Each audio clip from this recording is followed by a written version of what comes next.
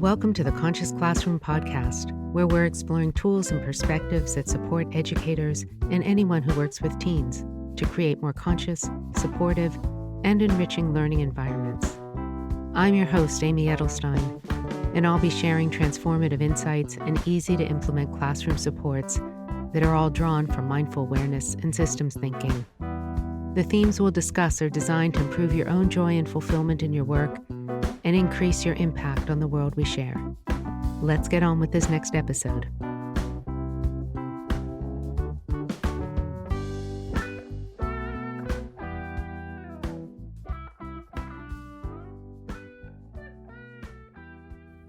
Hello, and welcome to the Conscious Classroom. My name is Amy Edelstein, and I'm excited today to be speaking about the dynamics of calm with you and exploring what creates calm in the classroom, what calm really is, how we can cultivate it, and how some things may disguise themselves as calm, which aren't really.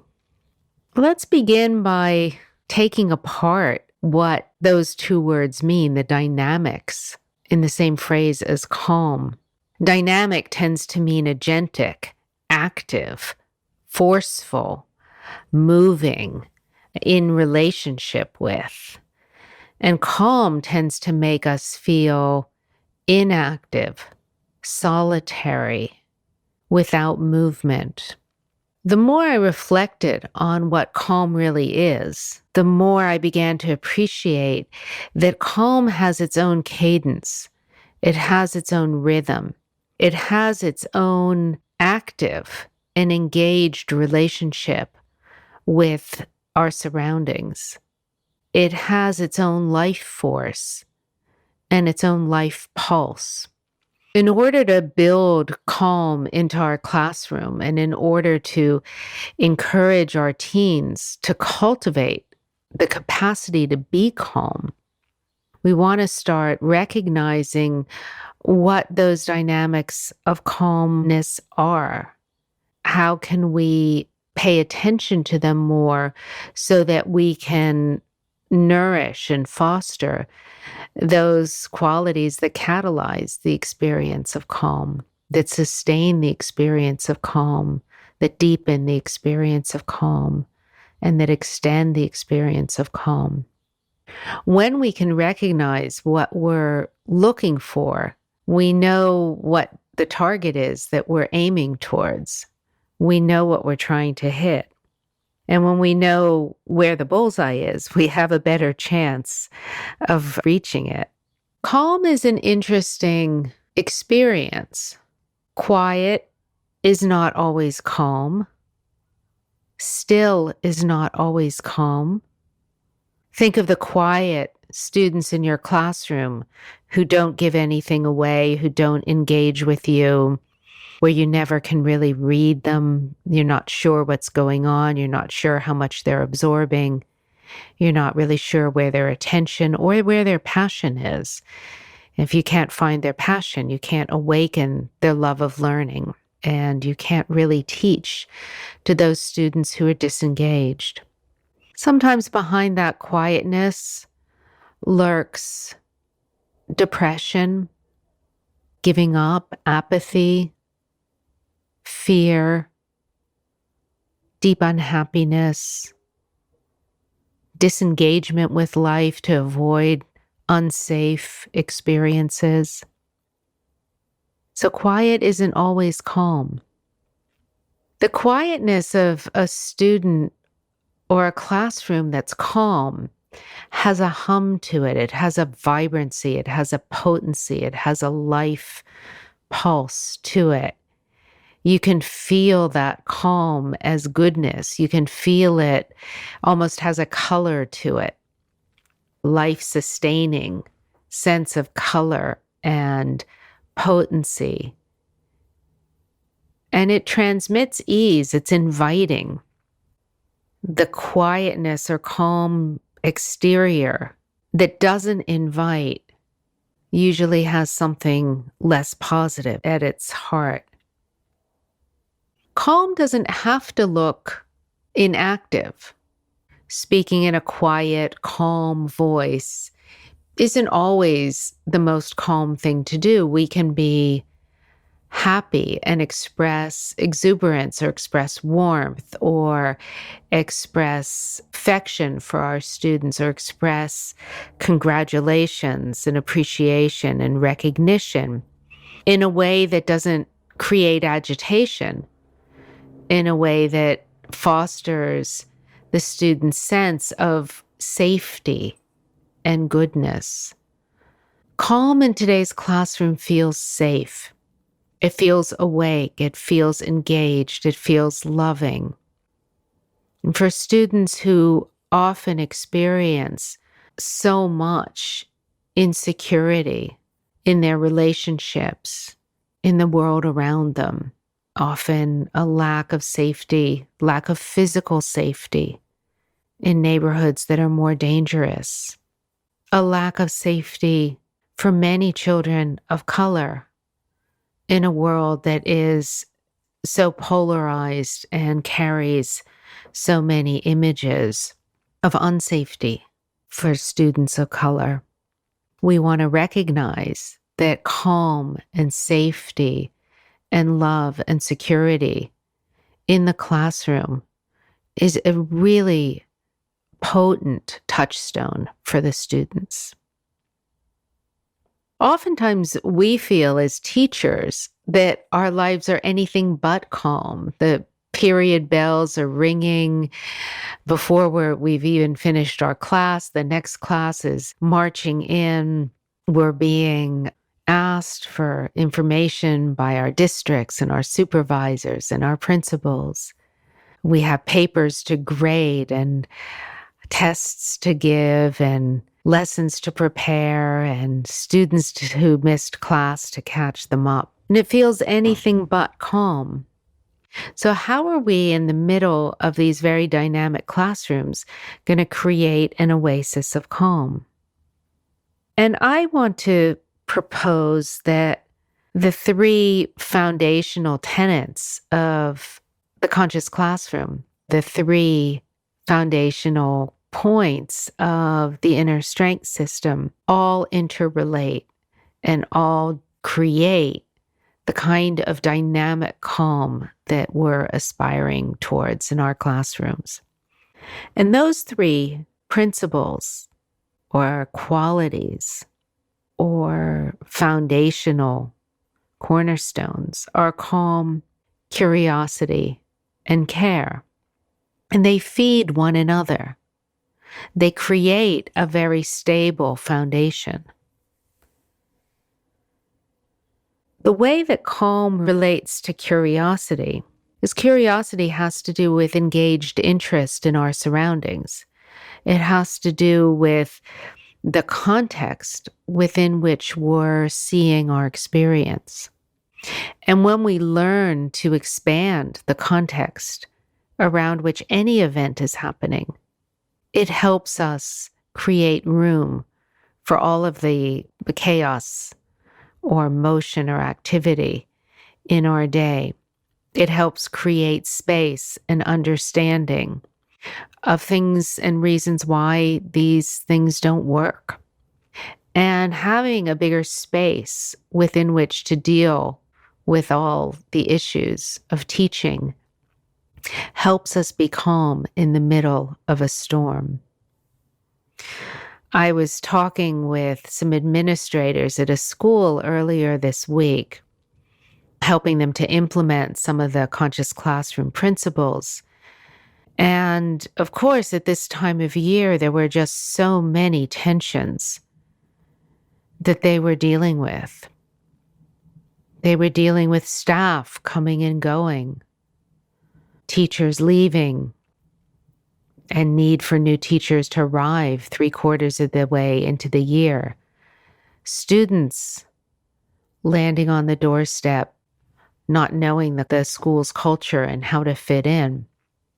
The chaos of not enough space in the building, of not enough teachers to work with special needs, of not knowing how the students were going to fare by the end of the year and which ones would be back the next year.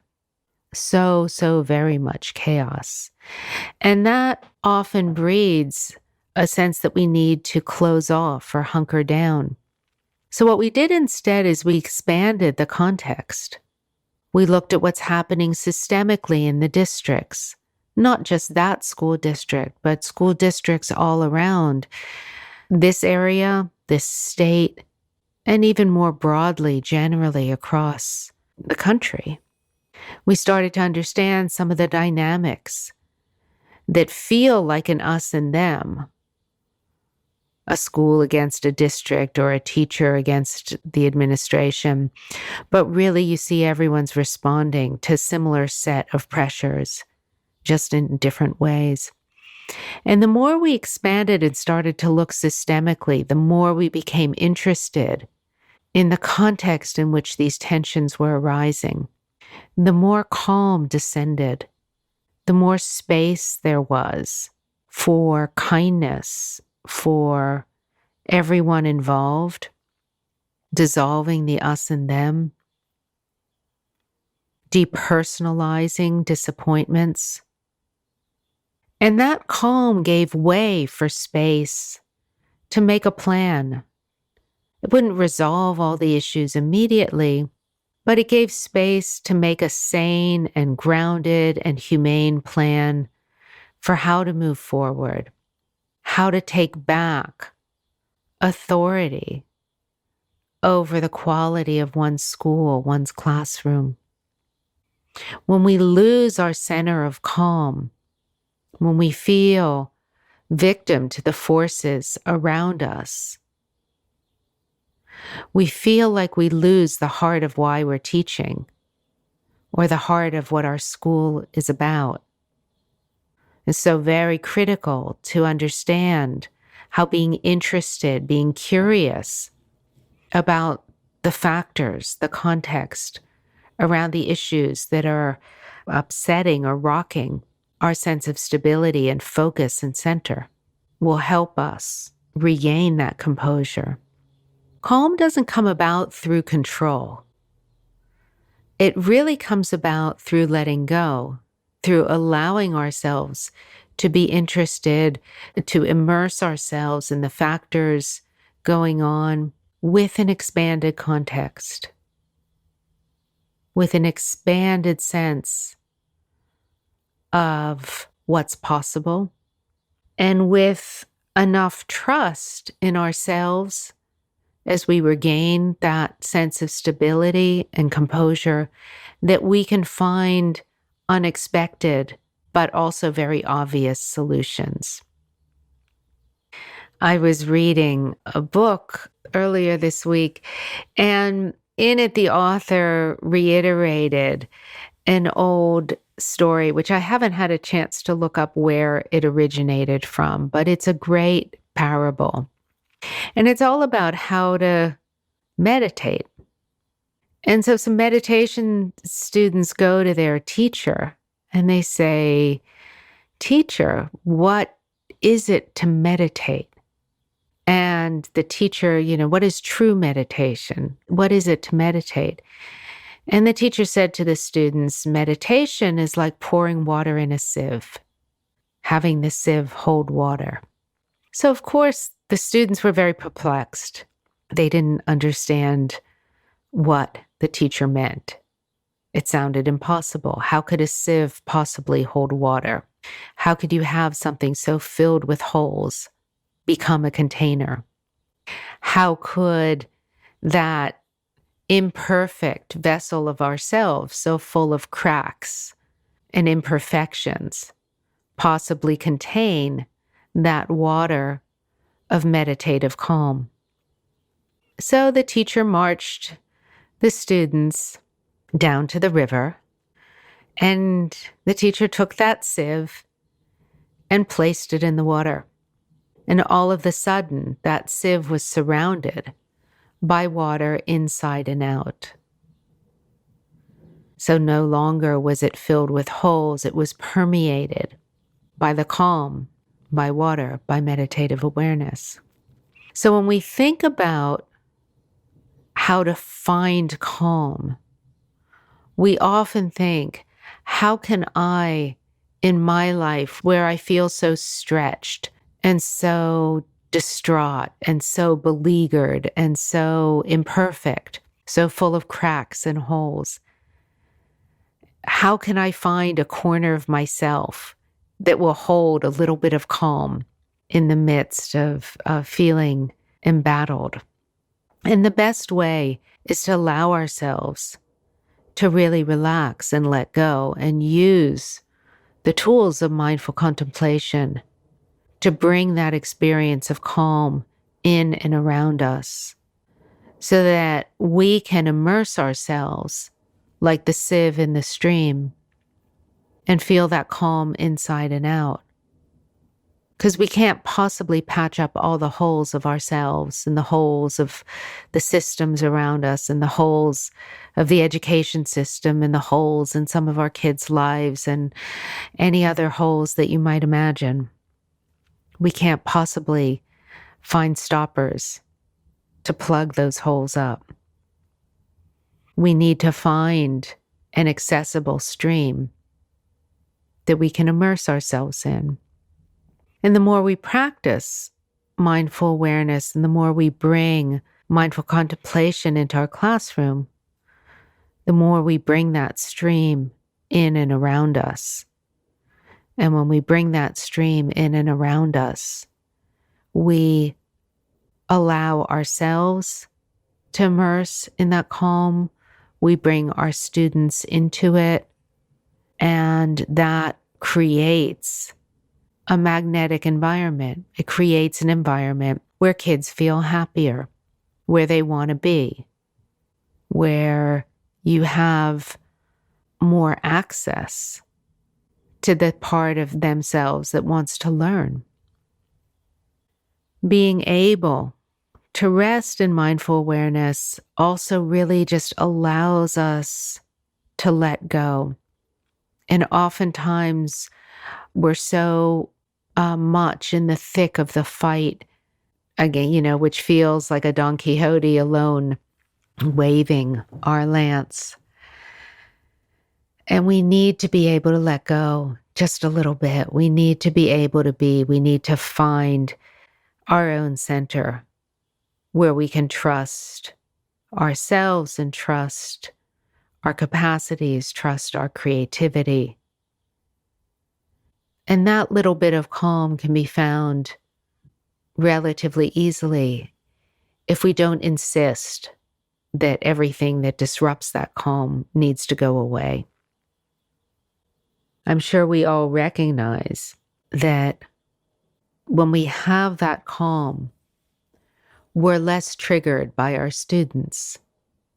We don't feel like we're marionettes being pulled in the ends of strings, jerking with every event that happens outside us. And when our students see us, even if we get angry with them, even if we have to discipline them, even if we have to correct them, even if we have to fail them, when they feel that stability, that non-reactivity, that trustworthiness, and that calm, it gives them a sense that they're not cast off and adrift for no reason. When there's no reason, they can't find a foothold to improve. When they feel our trustworthiness and stability, they understand that there are reasons for being corrected. And then they can find out what they need to correct and learn and change and develop and do that step by step. Our own calm invites the students to learn, and it invites them to model us so that they don't freak out. They don't have a meltdown. They don't descend into a younger version of themselves. They don't fall apart.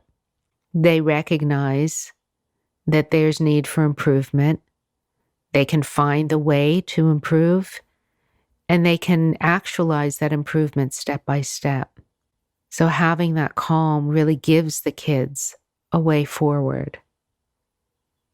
Teens especially are so emotional. The limbic system is working on overdrive. They're feeling their emotions more intensely. Their emotions are lighting up more intensely. So that non-reactivity on our part helps create a container for all of that. So very important in adolescence. The third foundational quality or principle of the conscious classroom is care, of course. And when we're calm and open-heartedness, we can access a sense of our own well-being and our desire for others to experience that well-being. Calm gives rise to happiness. It gives rise to positivity. When you feel calm, you often feel a little smile cross over your face. You often feel a little lightness of being or a flicker of happiness cross your heart.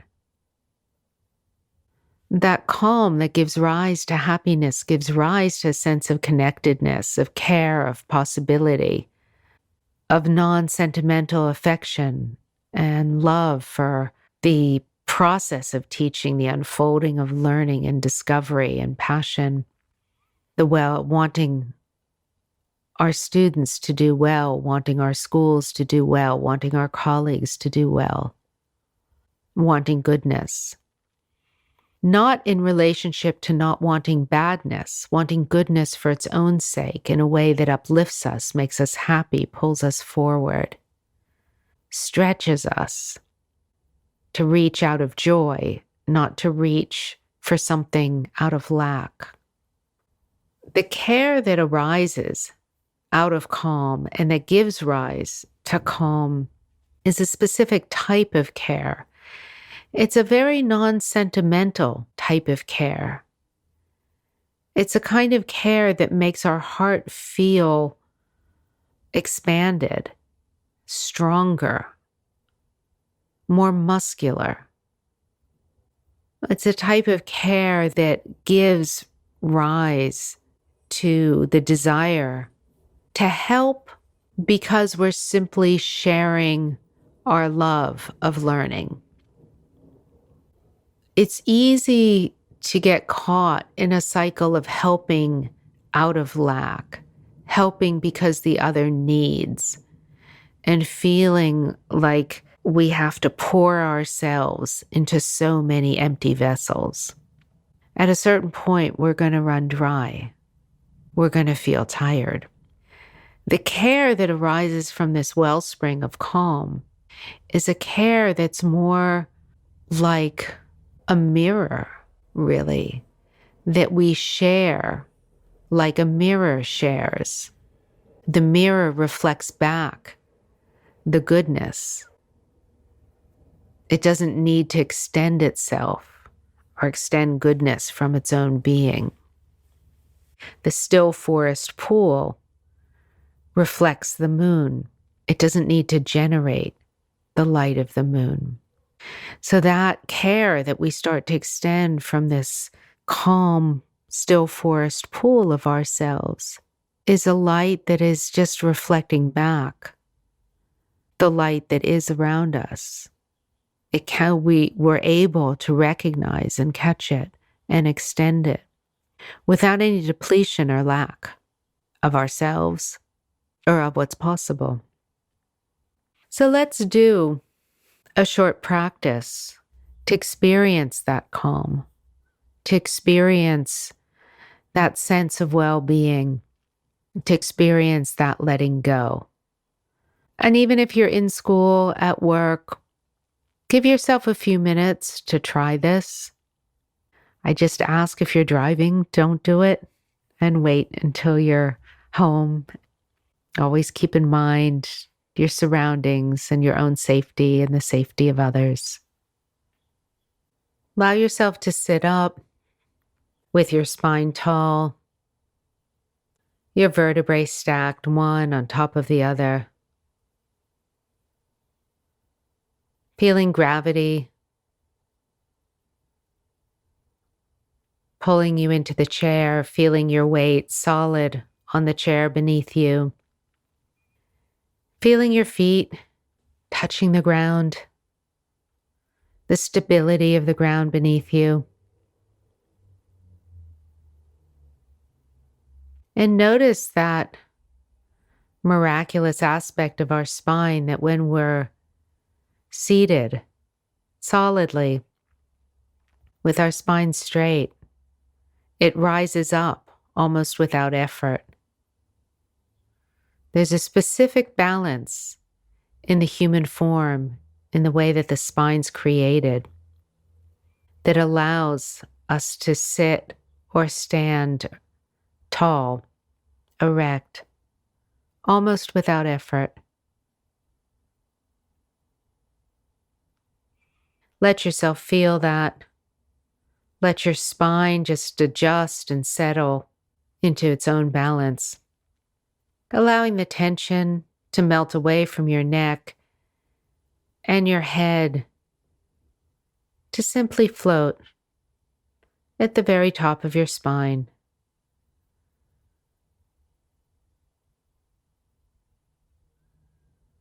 Allow yourself to feel your body align, and as it aligns, it takes away the pressure, takes away the stress, creates a little bit of space between each of the vertebrae so that your discs can plump up and expand and oxygenate.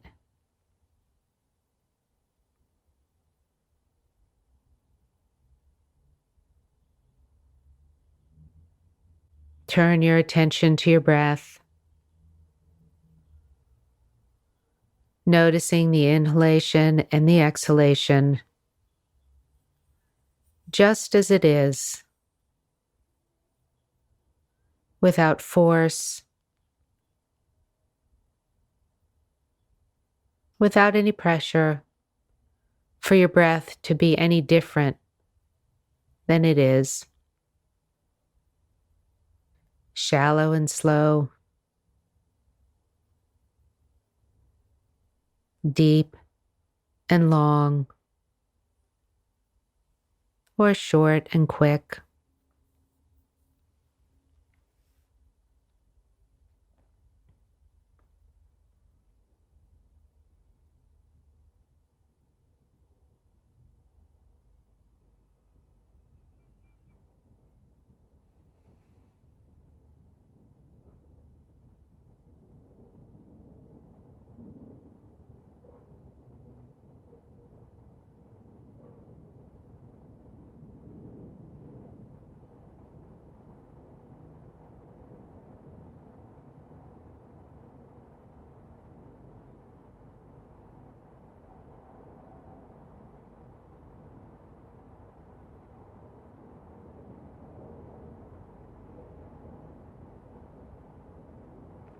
Let your thoughts slip to the background of your awareness. Let your attention be absorbed simply by the breath, without trying to learn anything particular about it. Just resting your attention on the inhalation and the exhalation.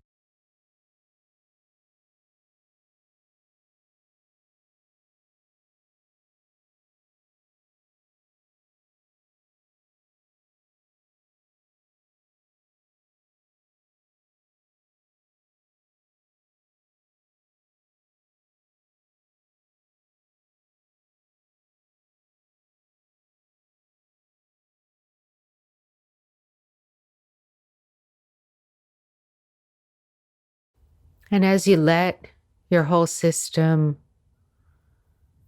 rest and relax, hold that image also in your awareness of the sieve at the bottom of the stream.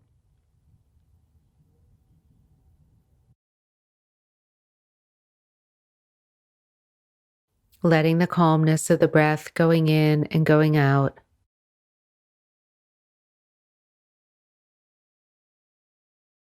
breathe through your whole being. just as the oxygen we breathe in travels to all the cells in our body on the miraculous network of blood flow.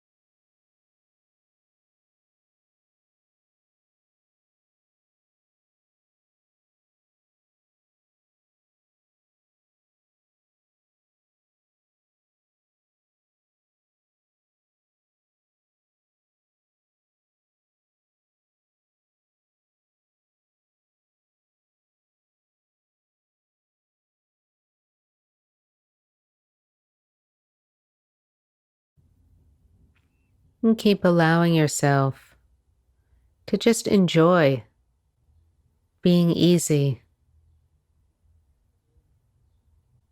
enjoying the calm and feeling the dynamics of it, feeling the heartbeat of calm, the happiness of calm, the vitality and vibrancy of calm.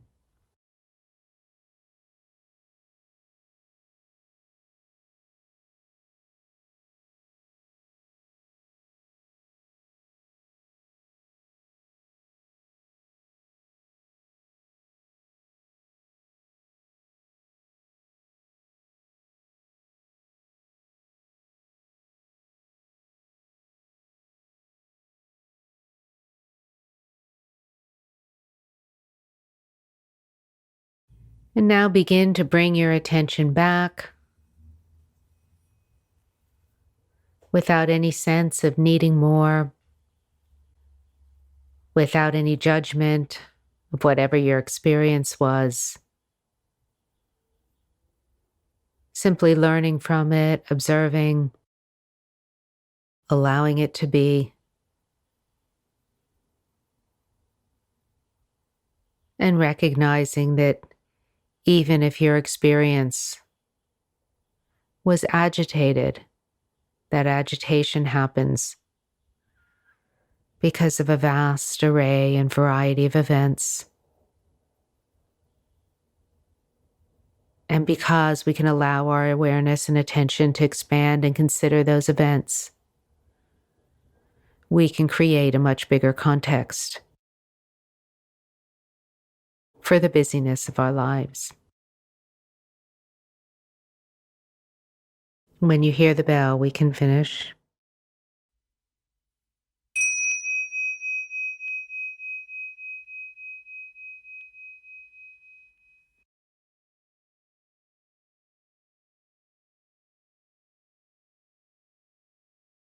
Thank you very much.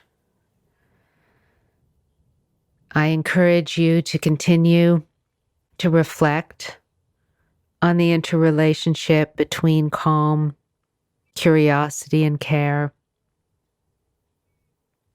how we can expand the framework or the context of our experience so we can make space for everything and for new solutions and for regaining our center and for allowing ourselves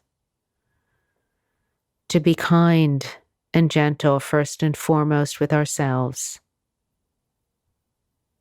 so that we can also extend that care to our students, our colleagues, our superintendents, our co-teachers. So thank you very much, and we will reconvene again next month for the next installment of the Conscious Classroom series.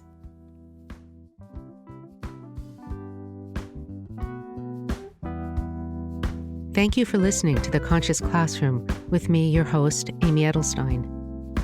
For more information and links, check out the show notes on innerstrengthfoundation.net.